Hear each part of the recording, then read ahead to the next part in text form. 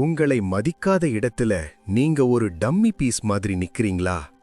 நீங்க ஒன்னு பேசப்போக அவங்க உங்களை கண்டுக்காம போனப்போ அந்த அவமானம் உங்க ரத்தத்தை கொதிக்க வைக்குதா? கவலைப்படாதீங்க. உங்க எதிரிய அவங்க இடத்திலேயே வச்சு செய்ய சாணக்கியர் சொன்ன அந்த 3 ரகசிய தந்திரங்கள் இதோ. இது வெறும் வீடியோ இல்ல, உங்களுக்கான ஆயுதம். Welcome to tiny Tamil stories. இப்போ நான் கேட்க போற கேள்விக்கு உங்க மனசாட்சிப்படி பதில் சொல்லுங்க. என்னைக்காவது நடுராத்திரி தூக்கம் வராம ஏண்டா எல்லாரும் நம்மளையே குறி வச்சு அடிக்கிறாங்க, மத்தவன் முன்னாடி நாம ஏன் இவ்வளவு மட்டமா தெரியுறோம் அப்படின்னு நினைச்சு உங்க தலையணை நனையிற அளவுக்கு அழுதுருக்கீங்களா? நீங்க ஒன்னு பேச போக அங்க இருக்கிறவங்க உங்களை கண்டுக்காம போனப்போ நீங்க வெறும் காத்துல பேசுற மாதிரி ஒரு அவமானத்தை உணர்ந்திருக்கீங்களா? உங்க சொந்தக்காரங்க, நண்பர்கள், ஏன் உங்க கூடவே இருக்கிறவங்க கூட உங்களை ஒரு டம்மி பீஸ் அப்படின்னு முத்திர குத்திட்டாங்களா? உங்க நல்ல குணத்தை அவங்க முட்டாள்தனம்னு நினைக்கிறாங்க. ஆனா நிஜம் என்ன தெரியுமா? இது தற்செயலா நடக்கிறதில்ல. இது ஒரு சதி. ஆமாம், இது ஒரு கண்ணுக்கு தெரியாத சக்கர வியூகம். சாணக்கியர் என்ன சொல்றாரு தெரியுமா? காட்டுல நேரா இருக்கிற மரங்கள் தான் முதல்ல வெட்டப்படும். நீங்க ரொம்ப நேர்மையா மத்தவங்களுக்கு வளைஞ்சு கொடுக்கறதால தான் இன்னைக்கு செதுக்கப்பட்டுக்கிட்டே இருக்கீங்க. உங்க எதிரிங்க உங்களை வீழ்த்த ஒரு ரகசிய கோடு பயன்படுத்துறாங்க. இன்னைக்கு அந்த ரகசிய சாவி உங்க கைக்கு வரப்போகுது. அந்த 3 தந்திரங்களை தெரிஞ்சுக்கிட்டா உங்களை பார்த்த அதே கண்கள் பிரமிப்பால விரியும். ஆனா எச்சரிக்கை, அந்த 3வது தந்திரம்தான் இந்த மொத்த கேமையும் மாத்த போற துருப்புச்சீட்டு. அது இல்லாம முதல் 2 செஞ்சா ஆபத்து உங்களுக்கு தான். தந்திரம் 1, எதிர்வினை என்னும் பொறி. ரகசியம் 1, சிங்கத்தின் அமைதி. நம்ம ஊர்ல ஒரு பழமொழி உண்டு, குறைக்கிற நாய் கடிக்காது என்று.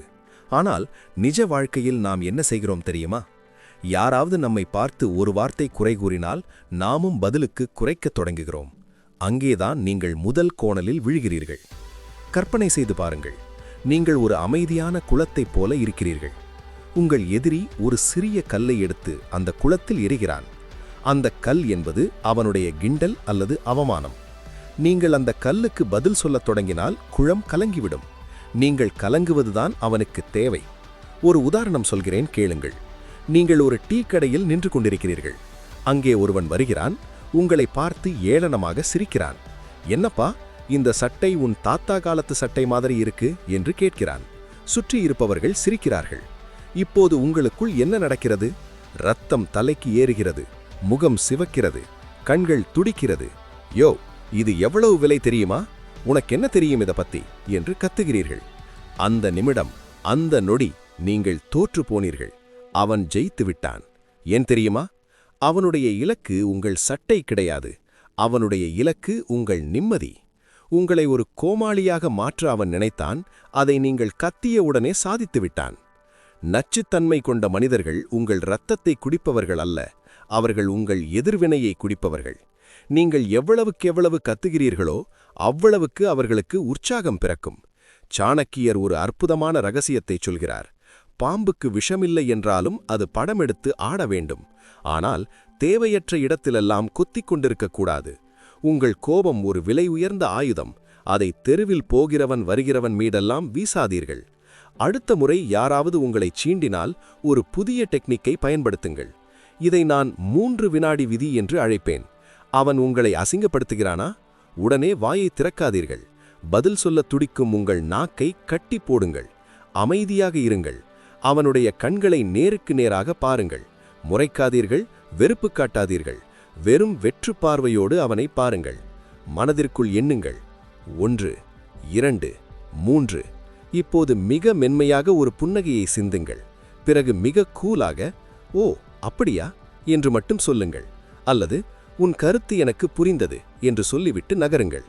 அங்கே நடக்கும் அதிசயத்தை மட்டும் பாருங்கள். அவனுடைய மூளை ஒரு நிமிடம் வேலை செய்யாமல் நின்றுவிடும். என்னடா இது, இவனை இவ்வளவு அசிங்கப்படுத்துறோம், ஆனா இவன் முகத்துல ஒரு துளி கோபம் கூட இல்லையே என்று அவன் குழம்புவான். ஒரு மனுஷன் எப்ப குழம்புறானோ அப்போ அவன் பயப்பட ஆரம்பிக்கிறான். இவன் நமக்கு மேலே ஏதோ ஒரு பெரிய சக்தியை வச்சிருக்கானோ என்று அவன் உள்மனசு அலரும். அமைதி என்பது பலவீனமில்லை நண்பா, அது ஒரு அணுகுண்டு. கடலின் மேல் பரப்பில் அலைகள் சத்தம் போடும், ஆனால் கடலின் ஆழம் எப்போதும் மயான அமைதியுடன் இருக்கும். சத்தம் போடுகிறவன் வெறும் அலையைப் போன்றவன். அமைதியாக இருப்பவன் அந்த ஆழமான கடலைப் போன்றவன். ஆழமான கடலில்தான் பெரிய சுறாக்கள் இருக்கும். நீங்களும் ஒரு சுறாவாக மாற வேண்டும். உங்கள் உணர்ச்சிகளை மற்றவன் கட்டுப்படுத்த அனுமதிக்காதீர்கள். உங்கள் சந்தோஷமோ கோபமோ அதன் சாவி உங்கள் கையில் இருக்க வேண்டும். நீங்கள் ஒரு பொம்மை அல்ல, சாவி கொடுத்தால் ஆடுவதற்கு. ராஜாக்கள் எப்போதுமே அவசரப்பட மாட்டார்கள். ஒரு சிறுவன் கல்லெறிந்தால் சிங்கம் திரும்பி பார்க்காது. ஏனென்றால் அதற்கு தெரியும் தான் யார் என்று. நீங்கள் உங்களை ஒரு சிங்கமாக உணருங்கள். உங்களை விமர்சிப்பவர்கள் வெறும் சிறுவர்கள். அவர்களுக்கு பதில் சொல்லி உங்கள் தரத்தை குறைத்துக் கொள்ளாதீர்கள். எதிரி எதிர்பார்க்காத ஒன்றை செய்வதுதான் மிகச்சிறந்த தந்திரம். அவன் உங்கள் கோபத்தை எதிர்பார்க்கிறான். நீங்கள் அமைதியை பரிசாக கொடுங்கள். அந்த அமைதி அவனுக்கு பைத்தியம் பிடிக்க வைக்கும். அவன் மேலும் மேலும் உங்களை சீண்ட முயற்சிப்பான். அப்போதும் நீங்கள் அசையாமல் நின்றால் அவனுடைய மதிப்பு அங்கே குறையும். சுற்றியிருப்பவர்கள் உங்களை ஒரு முதிர்ச்சியான மனிதராக பார்ப்பார்கள், அவனை ஒரு முட்டாளாக பார்ப்பார்கள். விளக்கம் சொல்ல வேண்டிய அவசியம் உங்களுக்கு இல்லை, செயலில் காட்டுங்கள். எதிரியை வீழ்த்த வாள் தேவையில்லை, உங்கள் மௌனம் போதும். மௌனம் என்பது ஒரு மொழி, அதை ஆளத் தெரிந்தவன் உலகையே ஆழ்வான். யாராவது உங்களை கிண்டல் செய்யும்போது ஒரு நிமிடம் மூச்சை ஆழ்ந்து இழுங்கள். அந்த இடத்திலேயே நீங்கள் ஜெயிக்கப் போகிறீர்கள் என்பதை உணருங்கள். உங்கள் மௌனம் அவர்களை தர்ம சங்கடத்திற்கு உள்ளாக்கும். அவர்கள் பேசிய வார்த்தைகள் அவர்களுக்கே திரும்பச் செல்லும். ஒரு கண்ணாடி போல இருங்கள். எதை கொடுக்கிறீர்களோ அதை அவர்களுக்கே திருப்பி அனுப்புங்கள். அவர்கள் கோபத்தை கொடுத்தால் நீங்கள் அமைதியை கொடுப்பதன் மூலம் அவர்கள் கொடுத்த கோபத்தை அவர்களிடமே மிச்சம் வைக்கிறீர்கள். இதுதான் சாணக்கிய தந்திரம். உங்கள் நிதானம் உங்கள் பலம். உங்கள் எதிரியின் பலவீனம் அவனது பொறுமையின்மை. அடுத்த முறை யாராவது உங்களிடம் வம்பிழுத்தால் மனதிற்குள் சிரித்துக் கொள்ளுங்கள். ஒரு ராஜாவாக அந்த இடத்தை விட்டு நகருங்கள். உங்கள் அமைதி அவர்களுக்கு ஒரு மரண அடி. வார்த்தைகளால் சொல்ல முடியாத காயத்தை உங்கள் மௌனம் அவர்களுக்கு கொடுக்கும். இதை நீங்கள் செய்ய ஆரம்பித்தால் உங்களை மட்டம் தட்டியவர்கள் உங்கள் நிதானத்தைக் கண்டு மிரண்டு போவார்கள். இதுதான் முதல் தந்திரம். ஆனால் இது ஆரம்பம் மட்டுமே. தந்திரம் 2. விளக்கத்தின் வலை. ரகசியம் 2. விளக்கம் கொடுப்பதை நிறுத்துங்கள். நம்முடைய அன்றாட வாழ்க்கையில் நாம் செய்கிற மிகப்பெரிய தற்கொலை எது தெரியுமா? அதுதான் விளக்கம் கொடுப்பது. நாம் சின்ன வயதிலிருந்தே ஒரு தவறான சூழலில் வளர்க்கப்பட்டு விட்டோம். பள்ளியில் தாமதமாக சென்றால் ஆசிரியர் கேட்பார், ஏன் லேட்டு, காரணம் சொல்லு. வீட்டில் மார்க் குறைந்தால் பெற்றோர் கேட்பார்கள், ஏன் குறைஞ்சது, விளக்கம் சொல்லு. இப்படியே பழகி பழகி நம்முடைய ஆழ்மனதில் யாராவது கேள்வி கேட்டால் நாம் பதில் சொல்லியே ஆக வேண்டும் என்கிற அடிமைத்தனம் பதிந்துவிட்டது. அந்த பழக்கத்தை உங்கள் எதிரிகள் தங்களுக்கு சாதகமாக பயன்படுத்துகிறார்கள். நீங்கள் எப்போதெல்லாம் ஒரு விஷயத்திற்கு விளக்கம் கொடுக்கிறீர்களோ அப்போதெல்லாம் உங்கள் அதிகாரத்தை அவர்களுக்கு தாரை வார்த்து கொடுக்கிறீர்கள். சாணக்கியர் ஒரு கூர்மையான உண்மையைச் சொல்கிறார். உன்னுடைய முடிவுகளுக்கு நீ விளக்கம் கொடுக்கும் ஒவ்வொரு முறையும் நீ உன்னுடைய மரியாதையை இழக்கிறாய். யோசித்து பாருங்கள். ஒரு அரசன் தன் நாட்டு மக்களுக்கு விளக்கம் கொடுத்து கொண்டிருப்பானா? இல்லை, அவன் கட்டளையிடுவான். ஆனால் நாம் என்ன செய்கிறோம்? ஒரு நண்பன் ஞாயிற்றுக்கிழமை பார்ட்டிக்கு கூப்பிடுகிறான், உங்களுக்கு போக விருப்பமில்லை.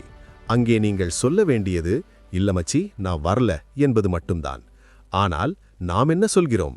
ஐயோ மச்சி, வரணும்னு ஆசைதான், ஆனா எங்க அத்தை வீட்டுக்கு வராங்க, வண்டி பஞ்சர் ஆகிடுச்சு, தலைவலி வேற அதிகமா இருக்கு என்று ஒரு பெரிய பட்டியலை வாசிப்போம்.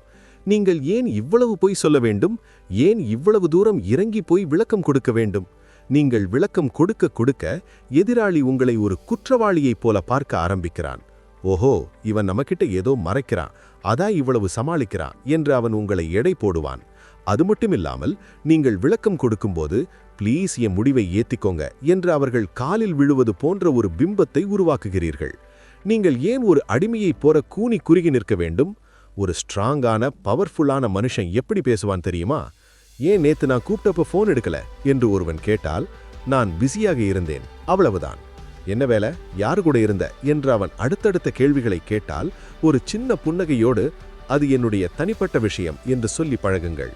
இதை கேட்கும்போது ஆரம்பத்தில் திமிராக தெரியலாம், ஆனால் இது திமிரில்லை, இது உங்கள் சுயமரியாதை. உங்கள் நேரத்தை நீங்கள் எப்படி செலவு செய்ய வேண்டும் என்று முடிவு செய்யும் அதிகாரம் உங்களுக்கு மட்டுமே உண்டு. அதை ஊர் உலகத்திற்கு தம்பட்டம் அடிக்க வேண்டிய அவசியமில்லை. நீங்கள் விளக்கம் கொடுப்பதை நிறுத்தும்போது உங்களை சுற்றி ஒரு மர்மம் உருவாகும். இவன் என்ன பண்றான், இவன் ஏன் இப்படி பேசுறான் என்று உங்களை பிடிக்காதவர்கள் குழம்பி போவார்கள். விளக்கம் கொடுக்காதவனை யாராலும் எளிதில் கணிக்க முடியாது. கணிக்க முடியாத மனிதனை பார்த்து இந்த உலகம் பயப்படும். யார் அதிகமா விளக்கம் கொடுக்கறாங்களோ அவங்க தான் அதிகமா பொய் சொல்றாங்கன்னு இந்த உலகத்துக்கு நல்லாவே தெரியும். நீங்கள் உண்மையானவராக இருந்தால் உங்கள் செயலே பேசும். அதற்கு வார்த்தைகள் தேவையில்லை. ஒரு அலுவலகத்தில் உங்கள் மேலாளர் உங்களை மட்டம் தட்டுகிறார் என்று வைத்துக்கொள்வோம். நீ பண்ண இந்த ப்ராஜெக்ட் சரியில்லை என்கிறார். நீங்கள் பதற்றப்பட்டு, சார் நான் ராத்திரி பகலா வேலை செஞ்சேன் சார், நெட்டு சரியில்லை சார் என்று விளக்கம் கொடுத்தால் நீங்கள் அங்கே அடிமை. அதற்கு பதிலாக, சரி சார், இதில் என்ன மாற்றங்கள் செய்ய வேண்டும் என்று சொல்லுங்கள், செய்கிறேன் என்று சுருக்கமாக முடித்தால் அங்கே நீங்கள் ஒரு ப்ரொஃபஷனல். உங்கள் வாயை விட உங்கள் வேலை சத்தமாக பேச வேண்டும். உங்கள் எதிரி உங்களை வம்புக்கு இழுக்கவே பல கேள்விகளை கேட்பான். ஏன் இன்னும் கல்யாணம் பண்ணல? ஏன் இன்னும் வேலைக்கு போகல? ஏன் இப்படி குண்டா இருக்க? இதற்கெல்லாம் நீங்கள் விளக்கம் சொல்ல சொல்ல அவர்களுக்கு தீனி போடுகிறீர்கள். இனிமேல் அப்படி செய்யாதீர்கள். ஒரு கேள்விக்கு ஒரே வார்த்தையில் பதில் சொல்லி பழகுங்கள். ஏன் இப்படி என்று கேட்டால், ஏன்னா எனக்கு இது பிடிச்சிருக்கு என்று முடியுங்கள். அதற்கு மேல் அவர்கள் பேசினால் அமைதியாக அங்கிருந்து நகர்ந்து விடுங்கள். நீங்கள் மௌனமாக இருக்கும்போது எதிராளியின் ஈகோ அடிபடும். நம்ம கேட்ட கேள்விக்கு இவன் ஒரு வார்த்தையில முடிச்சிட்டானே என்று அவர்கள் உள்ளுக்குள் புழுங்குவார்கள். உங்கள் அதிகாரத்தை மீண்டும் உங்கள் கைக்கு கொண்டு வாருங்கள். உங்கள் முடிவுகள் உங்களுடையது. அதற்கு நீங்கள் யாருக்கும் பதில் சொல்ல வேண்டியதில்லை. விளக்கம் கொடுப்பது என்பது உங்கள் ஆற்றலை வீணாக்குவது போன்றது. அந்த ஆற்றலை உங்கள் வளர்ச்சிக்காக பயன்படுத்துங்கள். ஒரு சிங்கத்திடம் போய் நீ ஏன் மான சாப்பிடுற என்று கேட்டால் அது விளக்கம் சொல்லாது, கர்ஜிக்கும். நீங்கள் உங்கள் மௌனத்தால் கர்ஜியுங்கள். இந்த உலகத்தில் உள்ள மிகச்சிறந்த பதில் மௌனம் மற்றும் சுருக்கமான வார்த்தைகள். அதிகமாக பேசுபவன் தன் ரகசியங்களை இழக்கிறான். குறைவாக பேசுபவன் மற்றவர்களின் ரகசியங்களை அறிகிறான். நீங்கள் விளக்கம் சொல்லாமல் இருக்கும்போது எதிராளி பதற்றத்தில் உளர ஆரம்பிப்பான். அந்த உளறலில் அவன் தன்னை அறியாமலே தன் பலவீனங்களை வெளிப்படுத்துவான். இது ஒரு உளவியல் போர். இதில் நீங்கள் ஜெயிக்க வேண்டுமென்றால் உங்கள் நாவை கட்டுப்படுத்த வேண்டும். யாராவது உங்களை விமர்சித்தால் உன் கருத்து எனக்கு புரிந்தது என்று மட்டும் சொல்லுங்கள். அது சரியா தவறா என்று விவாதிக்காதீர்கள். விவாதம் என்பது மந்திகளுக்கு சொந்தமானது. விளக்கம் என்பது குற்றவாளிகளுக்கு சொந்தமானது. நீங்கள் ஒரு ராஜாவாகவே இருங்கள். உங்கள் வாழ்க்கை உங்கள் கையில். உங்கள் முடிவுகள் உங்கள் விருப்பம். இதற்கு மேல் யாரிடமும் கெஞ்சாதீர்கள். தந்திரம் 3. தனிமையின் சிம்மாசனம். நண்பா, இதுதான் கிளைமேக்ஸ். மேலே சொன்ன 2 தந்திரங்களை நீங்கள் செய்தாலும் இந்த 3வது விஷயத்தை நீங்கள் கற்றுக்கொள்ளவில்லை என்றால் எல்லாமே வீணாகிவிடும்.